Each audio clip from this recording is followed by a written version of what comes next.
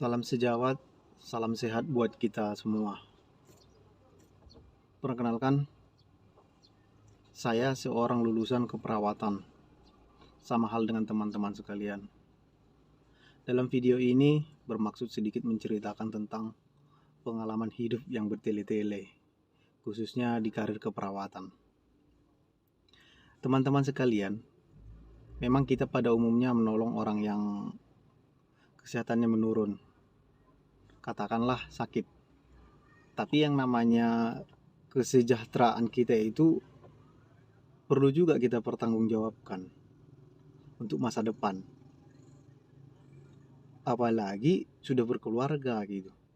Jadi di sini saya perlu tekankan, kalau kita bekerja itu kurang berpenghasilan atau penghasilannya di bawah rata-rata, kita boleh kok lari dari jalur profesi kita. Asal ekonominya lebih bagus lagi gitu. Jangan kita makin menurun penghasilannya gitu. Ya malah makin sengsara kita gitu. Contohnya ini pada diri saya sendiri nih. Saya lulusan keperawatan itu tahun 2011. Mulai bekerja itu di tahun 2011 itu juga. Langsung bekerja di salah satu puskesmas dengan status TKS, tenaga kerja sukarela. Dan paling ngerinya pada saat itu kita diberi upah, bukan upah sih namanya, uang kantong lah atau uang saku gitu. Itu yang diberikan yang nominalnya sesuka hati para kakak-kakak kita, yang senior-senior kita, yang PNS gitu. Dan pada saat itu saya bertahan kurang lebih 1 tahun. Jadi nggak bertahan lama. Kenapa? Karena ya banyaklah dengan alasan karena kurang ini begon gitulah. Pada saat itu masih lajang gitu. Pada tahun 2012 itu, pada tahun 2012-nya saya diterima bekerja karena udah mulai melamar kan. Jadi 2012 itu diterimalah bekerja di salah satu perusahaan di Riau. Nah, saya kan asli Sumatera Utara, tepatnya di Sibolga gitu. Nah, jadi merantau ke Riau gitu. Diterimalah di salah satu perusahaan tersebut. Tentunya sebagai perawat juga di klinik perkebunan gitu. Dan di sana memang upah kita sesuai UMP. Wah, senang lah gajinya double-double dengan TKS gitu ya kan. Tapi dengan alasan tertentu tahun 2016 saya resign. 2016 saya resign. Nah, di 2017-nya lagi saya balik ke puskesmas itu sendiri. Yang pertama saya tempati pada saat 2011 itu. Tentunya sudah berubah menjadi tenaga honor.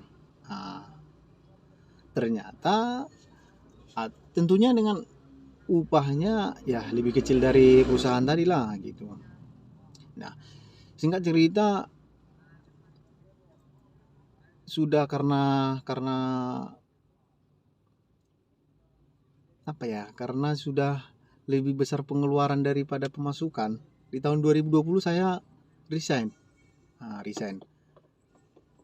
Karena sudah lebih besar pasak daripada tiang lah. Tapi yang pada intinya kawan-kawan, kalau tidak betah lagi yang bekerja itu dikarenakan upahnya sudah tidak mencukupi gitu, kita boleh kok cari pekerjaan.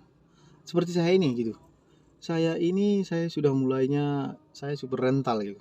Katakanlah super rental ya kan. Dan ketika ada sewa saya bawa gitu. Dan saya juga tidak ada mobil. Cuman saya ada kayak kenalan gitulah, katakanlah kayak udah dekat gitulah. Beliau ada mobil. Jadi ketika saya butuh mobilnya, saya pinjam, saya rental lah gitu. Nah, ketika ada sewa yang antar jemput dibawa ke sana kemari, saya tinggal minta mobilnya gitu. Nah, dengan hitung-hitungannya sudah ada tentunya ya kan.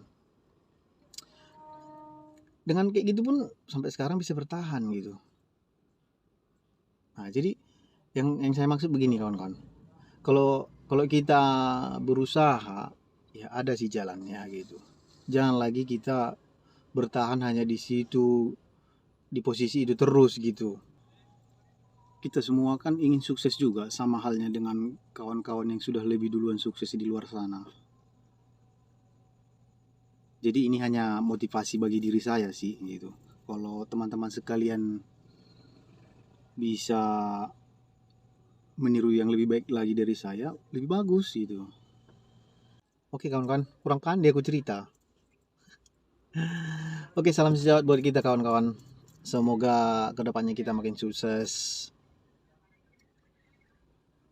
makin diberkati. Yang penting apapun usaha selalu diberi hikmah, diberi keberhasilan. Oke kawan-kawan, teman sejawat, jangan pernah menyerah. Oke, salam sejawat buat kita semua.